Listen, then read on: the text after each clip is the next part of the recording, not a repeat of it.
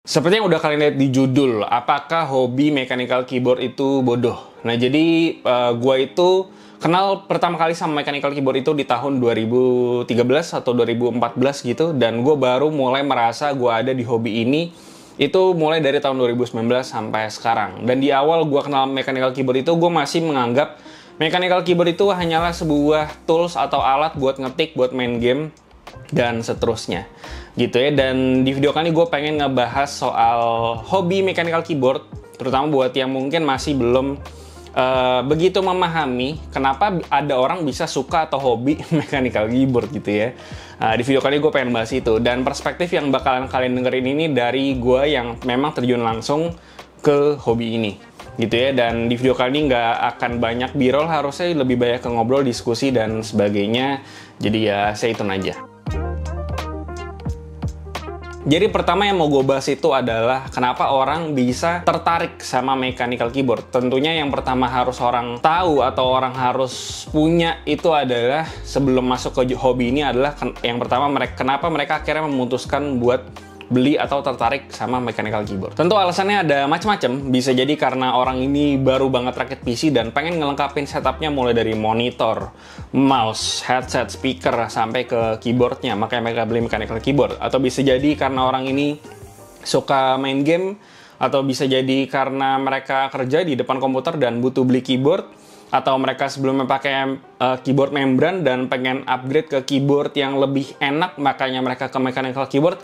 Itu semua bisa kejadian, dan itu adalah salah satu alasan juga kenapa gue pada waktu dulu itu akhirnya memutuskan buat pengen punya mechanical keyboard. Karena tepatnya dulu itu gue pengen main game dan pengen punya gaming gear yang proper lah bisa dibilang. Dan tentu kalau orang pengen nyari barang yang pengen mereka beli atau pengen beli mechanical keyboard, otomatis mereka akan cari yang namanya rekomendasi.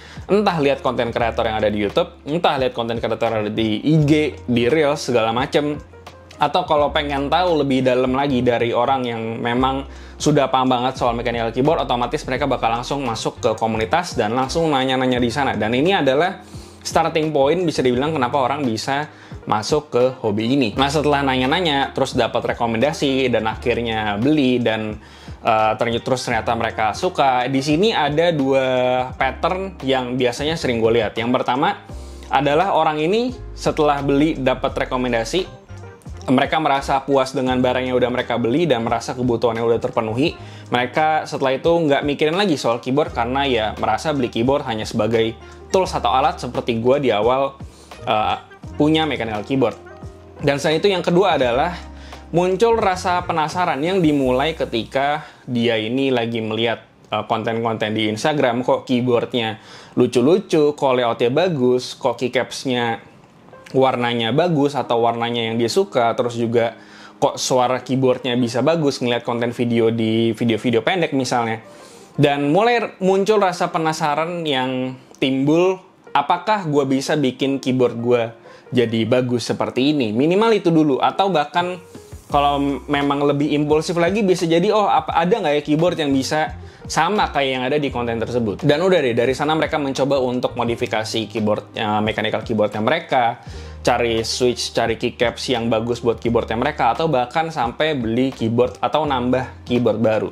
Dan bahkan next levelnya lagi, orang ini tahu ternyata ada event atau acara keyboard meetup yang dimana di situ tempat berkumpulnya para hobiis mechanical keyboard berkumpul, mamerin keyboardnya mereka dan mencoba keyboard satu sama lain, dan ngobrol, sharing, diskusi knowledge mereka di acara itu.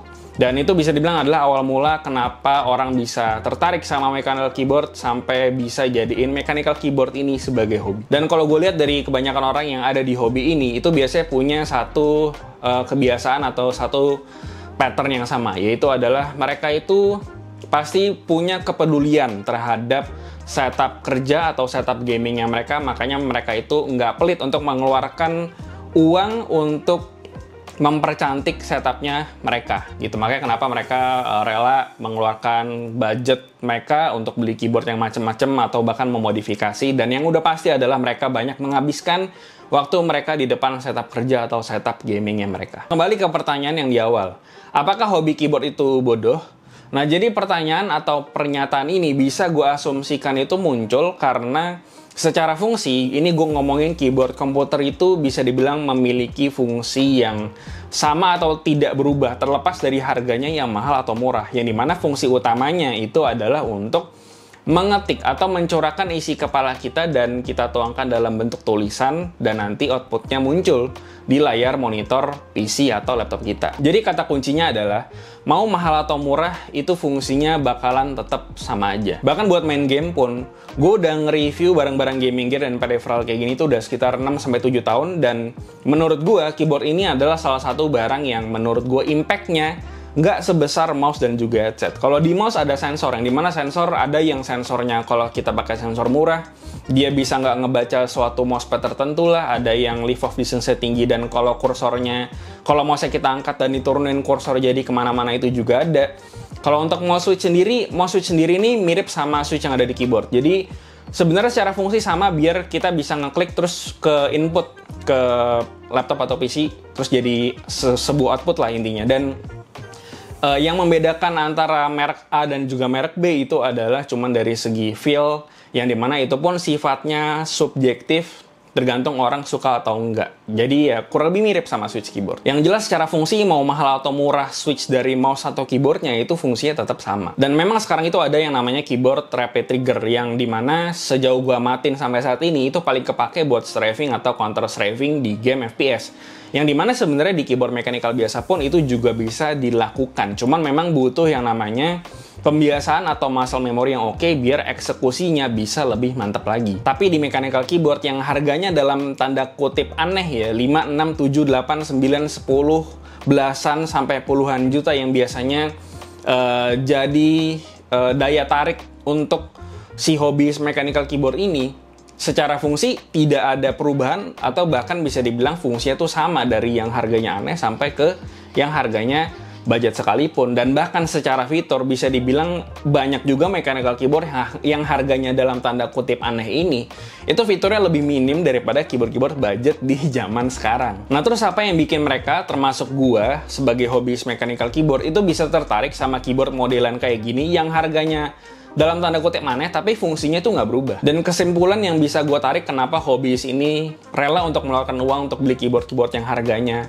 aneh ini, itu yang gue bisa simpulkan adalah keputusan pembeliannya yang sangat-sangat overly subjektif dan sudah tidak melihat lagi dari sisi fungsinya. Yang pertama bisa aja karena simple banget, suka banget sama desainnya keren, desainnya lucu, desainnya cantik, atau suka sama layoutnya, atau abis ngeliat tapping testnya suka sama suaranya akhirnya beli.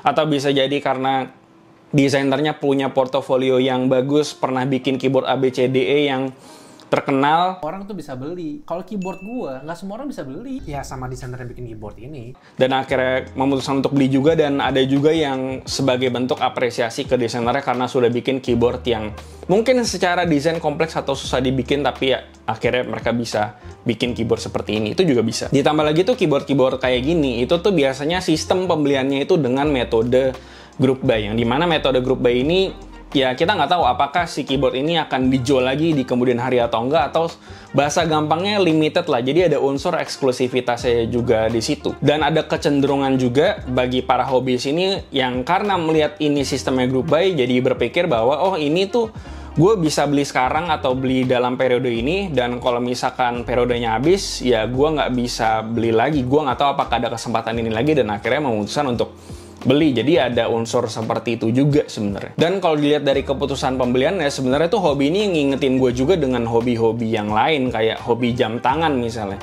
Ya dimana secara fungsi ya sebenarnya benar kalau keyboard buat ngetik doang, jam ya cuman buat sekedar lihat waktu doang gitu. Jadi teman gue juga ada yang hobi jam tangan, dia suka koleksi dan segala macam, dan setelah gue tanya, reasonnya tuh mirip-mirip sebenarnya. Ada yang karena sentimental value, ada juga yang beli jam tertentu karena oh ini jam tuh dibikin sedemikian rupa biar bisa bla bla bla bla bla. Nah kurang lebih seperti itu, dan ini juga gue lihat di hobi mechanical keyboard ini juga sih. Jadi kalau dibilang hobi keyboard itu bodoh, masalahnya yang spending ke keyboard hobi kayak gini tuh udah nggak mikirin lagi soal fungsinya lagi gitu, udah ke hal-hal yang sangat-sangat subjektif tadi yang udah gue sempat jelasin gitu. Dan menurut gue fine banget kok, nggak semua orang itu harus ngelihat mechanical keyboard itu dari perspektif hobis doang gitu. Dan nggak perlu banget punya keyboard harus jadi hobis juga. Fine banget kalian punya satu keyboard dan kalian udah ngerasa cukup memenuhi kebutuhan daily kalian, itu juga sangat-sangat nggak apa-apa banget. Dan yang penting nggak mengganggu keuangan kalian juga. Kecuali beli barang hobinya itu nyusahin orang lain, kayak misalnya minjem duit atau ngutang sama orang atau bahkan nyuri. Nah itu baru gue bisa anggap sebagai bodoh atau tidak bijak gitu ya.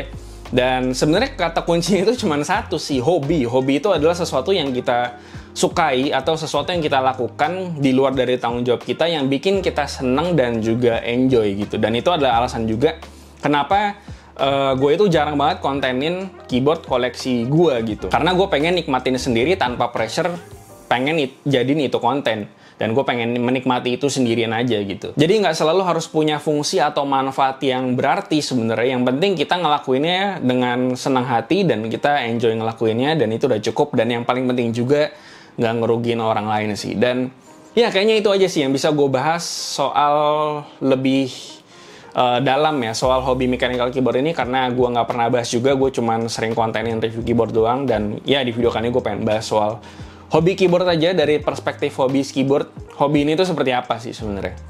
Dan ya gue rasa itu aja yang bisa gue bahas soal konten kali ini. Kalau kalian suka konten kayak gini, silahkan komen di bawah kira-kira nextnya bahas apa lagi.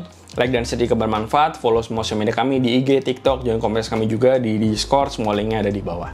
Yang terakhir, jangan lupa subscribe, gue Luis dari Kering Tadi. Sampai jumpa di video berikutnya.